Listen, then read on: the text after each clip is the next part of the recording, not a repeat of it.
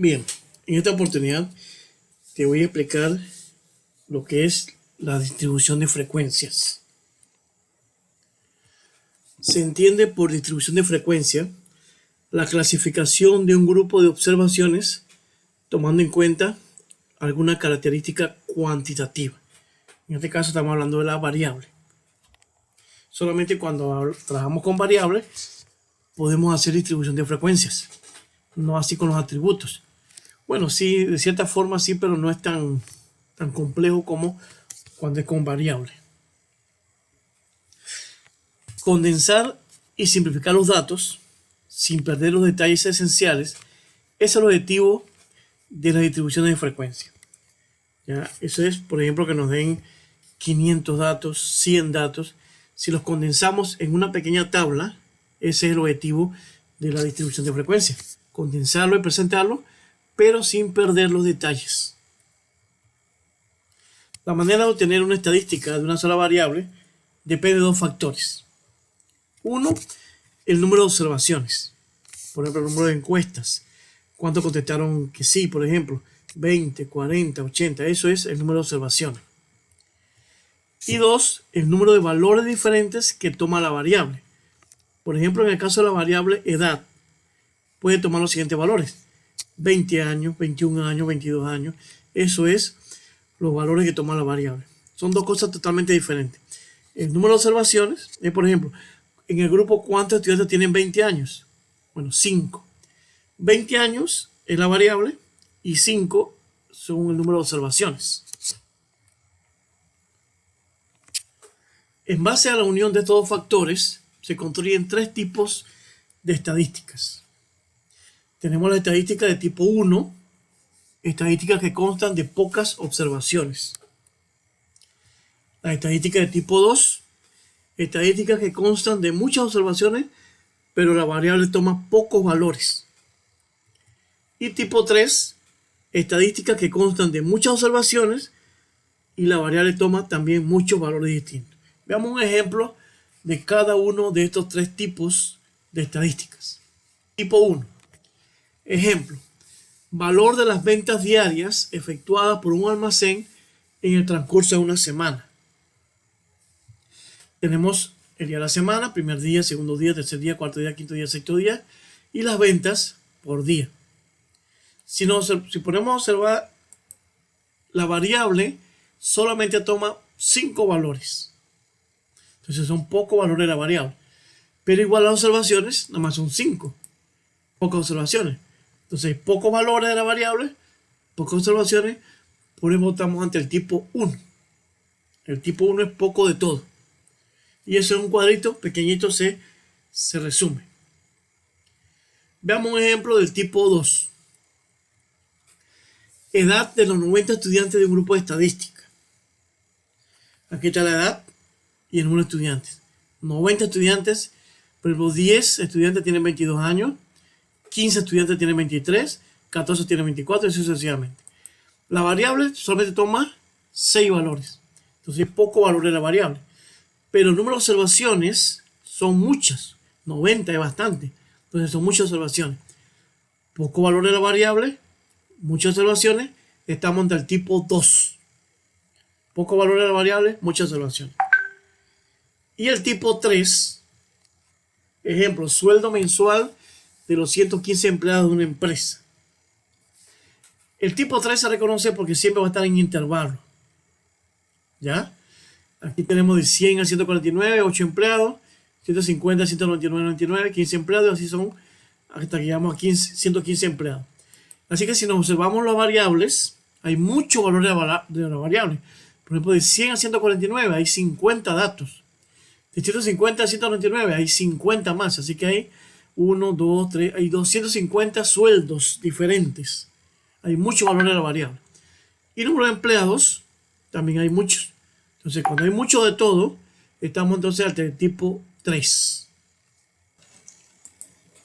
Procedimiento para elaborar una tabla de frecuencias o distribución de frecuencias para datos agrupados.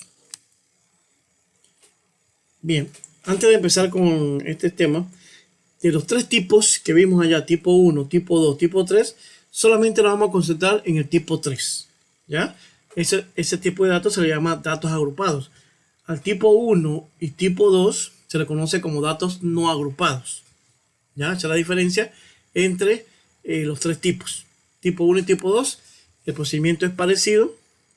Y el tipo 3 es mucho más complicado. Por eso me voy a referir solamente al tipo 3 para datos agrupados. Para elaborar tablas de distribución de frecuencia para datos agrupados, se deben tener en cuenta lo siguiente. Cuando hay muchos datos, se agrupan en clases o en intervalos. Esto consiste en agrupar los datos en una distribución de frecuencia que puede definirse como una ordenación o arreglo de datos en clase o categoría que muestran para cada una de ellas el número de elementos que contiene, denominada frecuencia absoluta o simple. Veámoslos a través de un ejemplo. Veamos todos los pasos para hacer una tabla de distribución de frecuencia tipo 3 para datos agrupados, pero con un ejemplo. Ejemplo, elaborar una tabla de frecuencia para datos agrupados da la siguiente información. Se trata de 80 calificaciones de un grupo de estudiantes en un examen de admisión de la universidad. Usted cuando hace este tipo de datos, los datos siempre se dan en desorden. Por ejemplo, el primero que entregó, el primero que calificó 34, el segundo 23, el otro 98, así se va hasta calificar las 80 calificaciones, pero todas están en desorden. Eso es lo lógico, que cuando uno hace un trabajo de investigación, todos los datos están en desorden. Entonces, el paso número 1 es ordenar los datos en forma ascendente. ¿Ya? Los datos que estaban todos en desorden, fíjense que por aquí está el 12 y el 98, que es el más alto. Del 12 el más bajito, de todo lo que están aquí, el 12 es el más bajito y el 98 es el más alto. Entonces así va a quedar la tabla ya ordenada. Pueden utilizar Excel o cualquier software para ordenar los datos o hacerlo manualmente, pero le recomiendo Excel. Usted lo pone en una sola fila y luego le han ordenado datos y lo ordena de menor a mayor como usted quiera. Eso es lo más recomendable, porque hacerlo manualmente toma mucho tiempo y a veces se equivocan y no sale la cantidad que sale porque se le equivocó a alguno. Bueno, hay que tener mucha paciencia para ordenar los datos. Entonces, lo que menos debe perder tiempo es en ordenar los datos. Entonces, ese es el paso número 1. Ordenar los datos en forma ascendente. Paso número 2. Calcular el rango de la tabla de frecuencias. El rango se define como la diferencia entre el valor mayor y el valor menor en estudio de una distribución de datos. Para simplificar, usaremos la fórmula R mayúscula es igual a valor mayor menos valor menor. Esta es la primera de las fórmulas que vamos a ver aquí en estadística 1. R es igual valor mayor menos valor menor. En nuestro ejemplo, el valor mayor es 98 y el valor menor es 12, por lo que 98 menos 12 igual a 86. El rango de la tabla de frecuencia es 86, lo que quiere decir que hay una distancia de 86 valores, 86 puntos entre el valor menor y el valor mayor. En lugar de ser un examen de 100 puntos, lo lógico sería que el rango fuera de 0 a 100, pero ninguno sacó 0 y ninguno sacó 100, así que el rango se va cortando entre el menor valor y el valor mayor. Así que entre 12 y 98 hay 86 valores. Eso es lo que significa rango. Bien, vamos a tener en cuenta ese 86, porque lo vamos a utilizar en un paso siguiente, el rango 86. Paso número 3. Calcular la cantidad de clases o intervalos o renglones que se desea tenga la tabla de frecuencias. A veces es recomendable entre 5 y 20. Pero para no estar con la subjetividad de que 5, o el otro 10, el otro 15, para que todo esté estandarizado, utilizamos, bueno, vamos primero a ver la fórmula, la definición. Clase o intervalo renglón es cada uno de los grupos en que se dividen los datos. Para determinar cuántas clases crear, se puede utilizar la siguiente fórmula, la regla de Sturges. Número de clases la llamaremos R minúscula. La regla de Sturges es la siguiente fórmula. R minúscula va a ser igual a 1 más 3,322 logaritmo de n. Esa es una segunda fórmula que se vamos a utilizar aquí en estadística 1. R para buscar el número de clases, o número de renglones, o número de filas. La fórmula dice 1 más 3,322 logaritmo de n, donde n es el total de datos. Por ejemplo, acá en nuestro ejemplo, tenemos que el total de datos son 80.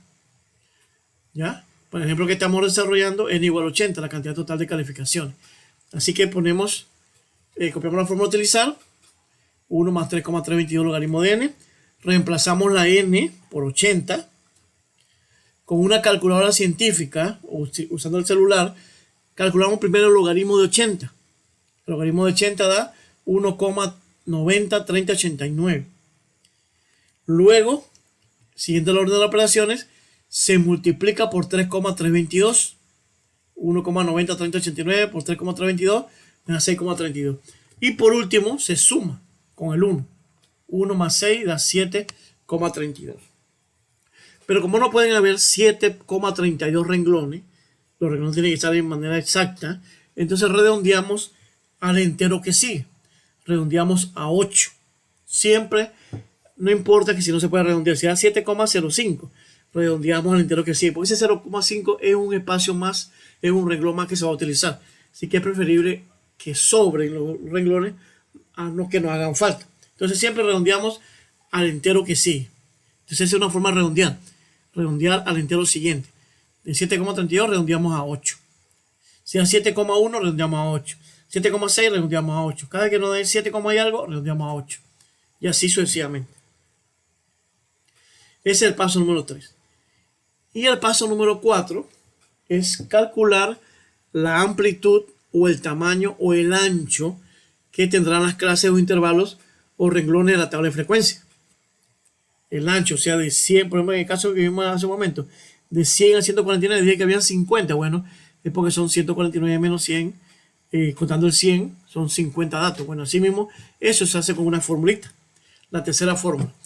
Bien, el intervalo de clase o el ancho de clase es el espacio que hay entre el límite superior y el límite inferior de la clase o del renglón, los cuales corresponden a los valores extremos de la clase. Para obtener el ancho de la clase se utiliza la siguiente fórmula. Ancho es igual a rango sobre el número de renglones. Y la formulita es A es igual a rango, que ya lo vimos en el paso número 2, y R en el paso número 3. Para el ejemplo que estamos desarrollando, el rango era 86 y la cantidad de renglones era 8. Entonces dividimos 86 entre 8 y nos da 10,75. Igual pasa con la cantidad de renglones, hay que redondear al entero siguiente. O sea, redondeamos a 11.